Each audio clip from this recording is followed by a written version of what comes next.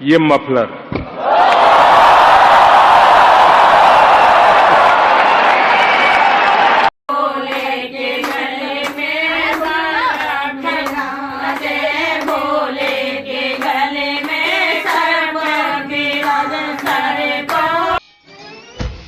हो गया inauguration, investment double. आ गया दिल चुराने मैं आ गया।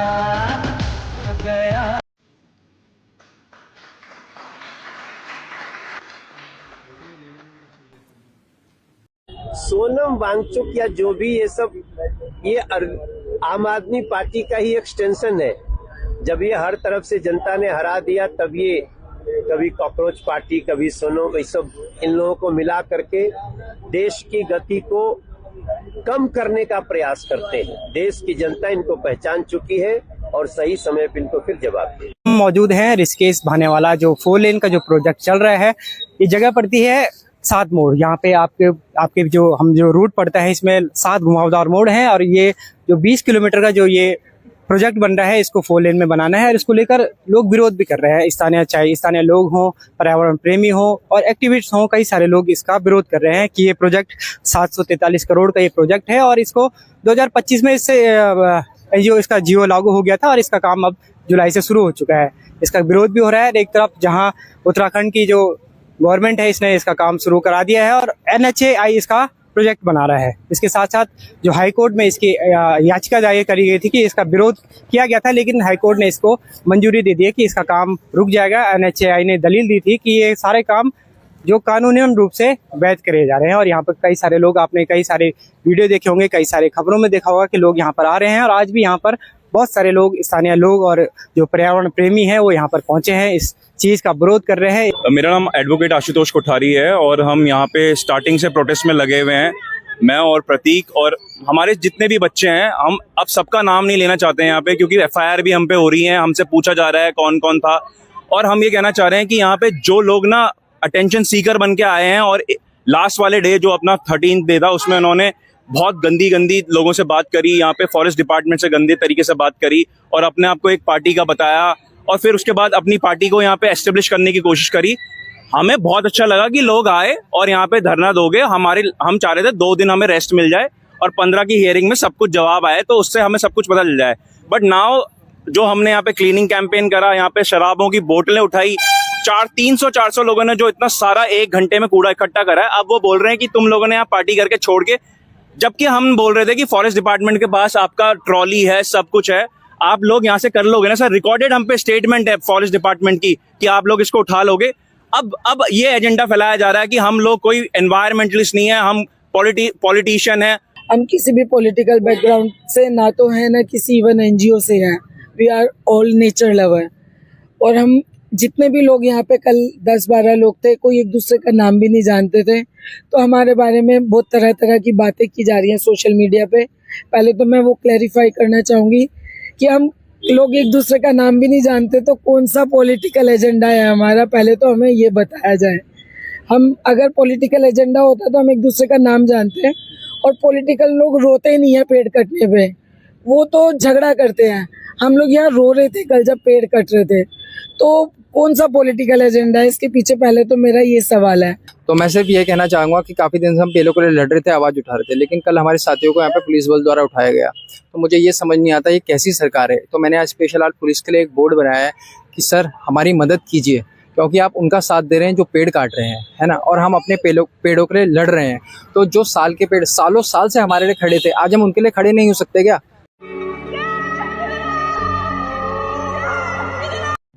बहुत चौड़े मोटे लंबे है, अब तो बहुत कम हो जाए। अभी शिवलिंग मैन बनी है, भूल मैन बनी है ना। हाँ, अरे ये तो बहुत छोटी है लल्लू, शिवलिंग मैन है, चौड़ा ये मैन है। कितनी लोग बढ़िया आई माते। अभी 2 हफ्ते पहले श्रीगंगानगर में 12 साल की बच्ची हाँ वो है। अब देखो साहब 1.25 करोड़ 1.5 करोड़ की जनसंख्या में कुछ न कुछ कांड होते रहते हैं। कुछ कांड होना और एक नाबालिग का बलात्कार। नहीं मैंने बोला 150 करोड़ को संभालना गवर्नमेंट की बस की बात नहीं है। उसमें दोनों बच्चों की गलती होती है, आपसी रंजिश होती है और कोई मसले होते हैं, ऐसा नहीं होता इसके पीछे। बच्चे क्या रंजिश करेंगे? उसके फादर ने की वो नाबालिग लड़की के जो पिताजी है और तीसरा है, कोई समस्या होती है जब होते हैं कांड, ऐसा नहीं होते। ऐसे बूढ़ी औरतों के साथ भी हो जाता है, जानवरों के साथ भी हो जाता है। हाँ दिक्कत होगी सर। इस बात में इसका तो कोई जवाब ही नहीं है ने, बदल सकती नहीं ने, समाज बदलने में बहुत समय लगेगा अभी तो। आज अंधभक्ति का स्वर्णिम काल चल रहा है। थोक भाव में भारत में अंधभक्त उपलब्ध हैं और भारत के बाहर भी, वो भी खूब ताली बजाते हैं। उन्हें भी अंधभक्ति बहुत त्रास आ रही है। आपको देखना है मोदी जी ने क्या कमाया है, मैं दिखाती हूँ आपको।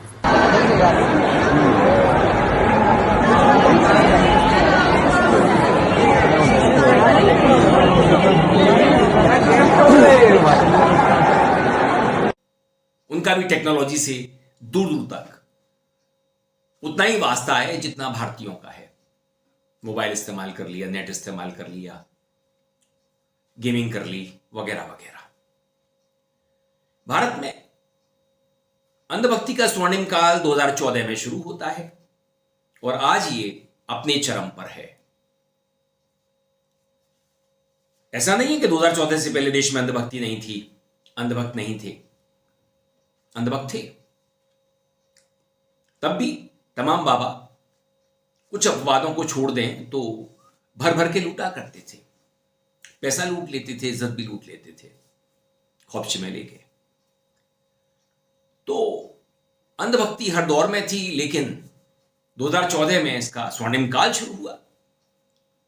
लोग मशीन की तरह से अंधभक्त बनने लगे। व्हाट्सएप मशीन अंधभक्त तैयार करने लगी। इसके पीछे आईटी सेल का दिमाग था। अफवाहें, वीडियो क्लिप्स, इतिहास को तोड़ना मरोड़ना, सीधे सच्चे लोगों को विश्वास दिलाना कि यही सच है। नमस्कार दोस्तों, मैं हूं आपके साथ अरविंद। आप देख रहे हैं मुझे अपने ही मंच अरविंद दिल से पर। वीडियो पसंद आने पर आप इसे लाइक करें, दोस्तों साथियों में शेयर करें, चैनल को सब्सक्राइब भी कर दें। मैं एक अयोध्या कांड के बाद का वीडियो देख रहा था। ऐसे तो मैंने कई वीडियो देखे, आपके साथ भी शेयर करूंगा। उसमें वो महिला दक्षिण भारत की लग रही थी और वो विश्वास नहीं कर रही थी कि अयोध्या कांड किसने किया। जो आप दान करते हैं, डोनेशन, उसका चोरी हो गया, लोगों ने मिसयूज कर दिया।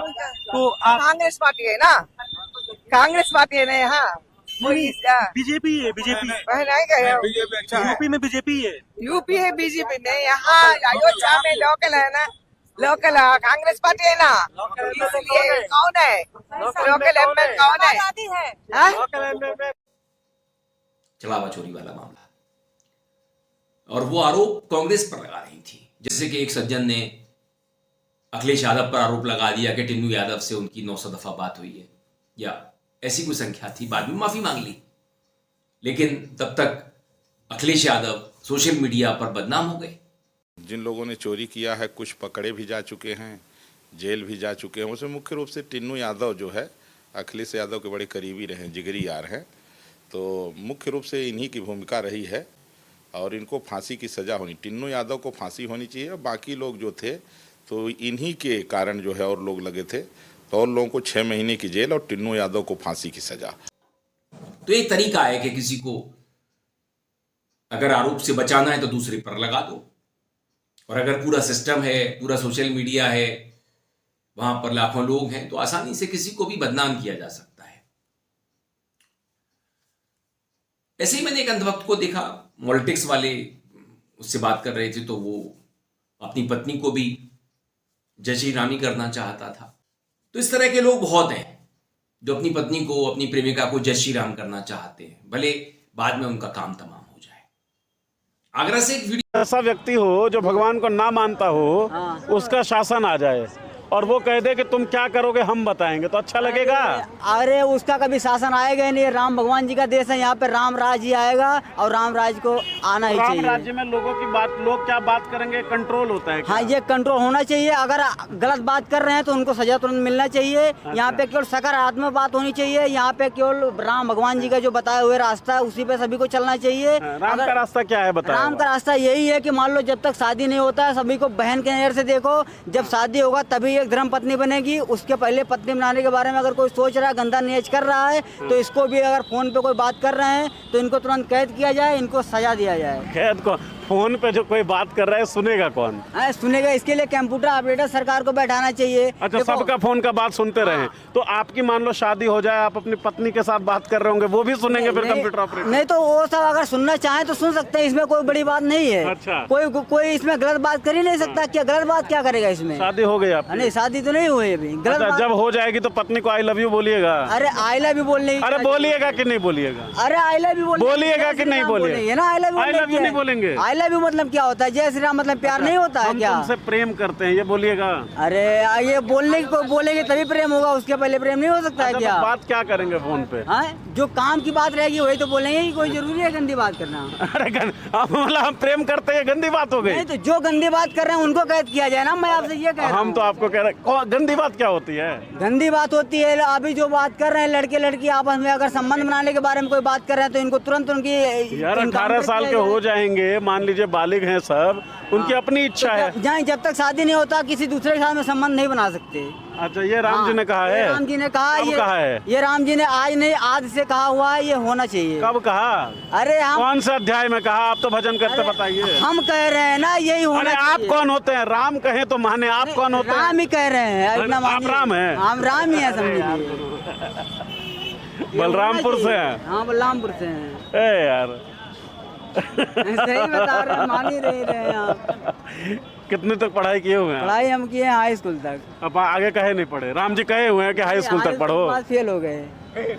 महाराज ध्यान आपका जो है लड़का लड़की की बात पर, तो फेल ही ना होंगे। अरे ऐसी कोई बात नहीं, हमको सकारात्मक सोच पहुंचानी है। देखो अभी जो तो उनकी क्या सकारात्मक सोच है कि हाई स्कूल पढ़ के आगे मत पढ़ो क्योंकि फेल हो जाओगे, उसके बाद भजन करने लगो और फिर कहो कि लड़का लड़की क्या बात कर रहा है वो सुनो, कंट्रोल करो। बिल्कुल कंट्रोल करना। अरे पढ़ना बहुत जरूरी है। पढ़ना जो मेन होता है पढ़ाई, उसको जरूरी करना है ना भाई। मेन पढ़ाई क्या होता है? मेन पढ़ाई ये होता है कि जब मान लो माता पिता का सेवा करो, गौ माता का सेवा करो, जीव हत्या ना करो, अंडा मत खाओ, दारू मत पियो, नशा मत करो, और उनकी नारी सम्मान करो। सबसे बड़ी ये सम्मान होती है। कोई जरूरी पढ़ाई लिखाई नहीं, पढ़ाई लिखाई करो, किसी को गलत नजर से देखो, ये कोई पढ़ाई होती है? ऐसा पढ़ाई नहीं होना चाहिए। जो हमने शास्त्र में लिखा है मेन पढ़ाई शास्त्र की होती है और शास्त्र की पढ़ाई पढ़नी चाहिए। शास्त्र में तो मांसाहार लिखा हुआ है। मांसाहार अगर लिखा होगा तो मैं अपना नाम बदल दूंगा। आज भारत दुनिया का दूसरा सबसे बड़ा वीट प्रोड्यूसर है। आज भारत दुनिया का दूसरा सबसे बड़ा फिश प्रोड्यूसर है। कुछ कमी नहीं हमारे देश में, सब कुछ अच्छा है। तो योगी जी बढ़िया काम कर रहे हैं उत्तर प्रदेश में। बिल्कुल सर। तो यू थिंक कि वहाँ पे चेंज की जरूरत है? वहाँ पर अखिलेश यादव या बिल्कुल नहीं, बिल्कुल नहीं। आपने शायद धुरंधर नहीं देखी सर जी, देखी होगी तो यह सवाल ही नहीं। मुझे ये वीडियो क्लिप भी आप देख लीजिए। मेरा नाम अनामिका सिंह है और मैं काशी से आती हूँ और मुझे मोदी जी से मिलकर बहुत ही ज्यादा अच्छा लगा है। मैं एक साइंटिस्ट हूँ और अभी भारत इनोवेटर का मोदी जी ने जो नया फ्रांस के साथ टाई अप किया है उससे बहुत ही प्राउड फील हो रहा है और मोदी जी से मिलकर बहुत ही भावुक। आगरा से एक वीडियो बड़ा वायरल हो रहा है। नगला भूजा है आगरा में कोई, वहां पर किसी के फ्रिज में बर्फ जमना शुरू हुई, फ्रीजर में, और उसने शिवलिंग की शेप ले ली, आकार ले लिया शिवलिंग का। धीरे धीरे भीड़ उमड़ने लगी, पूजा शुरू हो गई कि हमारे यहाँ भगवान शिव प्रकट हो गए। हो चुके हैं भोलेनाथ जी। देखो नगला भोजा खेरिया मोड़ जगह पर, ठीक है। तो फ्रिज में अब भोलेनाथ प्रकट हुए हैं। देखो सब आ रहे हैं, दर्शन कर रहे हैं। ठीक है, जय भोले की। तो इस तरह की चीजें हमारे देश में होती रहती हैं। वर्षों पहले गणेश जी ने दूध पिया था। ये टेस्टिंग थी भारत के लोगों की कि देखते हैं थर्मामीटर डाल करके कि भारत के लोग कितने पागल हैं, कितने अंधविश्वासी हैं। तो भारत के तमाम लोग मंदिरों की तरफ चल पड़े थे और गणेश जी को दूध पिला रहे थे। अब गणेश जी पत्थर के, वो कितना दूध पीते हैं। लेकिन अंधभक्ति हमारी जारी रहती है। देश में इनकी संख्या करोड़ों में होगी और विदेशों में भी है, आप देखते ही होंगे। वो करते हैं जो, मैं बोलूंगा तो मेरा वीडियो ये हट जाएगा। तो इस तरह की चीजें भारतीयों को बहुत रास आती हैं। इसके फायदे हो ना हो, नुकसान तो बहुत है, लेकिन आप अंधभक्तों को समझा नहीं सकते।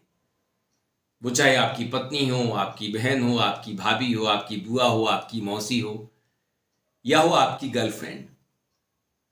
आप अंधभक्त को नहीं समझा सकते, किसी को भी समझा सकते हो। वो आप पर विश्वास ही नहीं करेगी या करेगा। मैं था आपके साथ अरविंद, आप देख रहे थे मुझे अपने ही मंच अरविंद दिल से पर।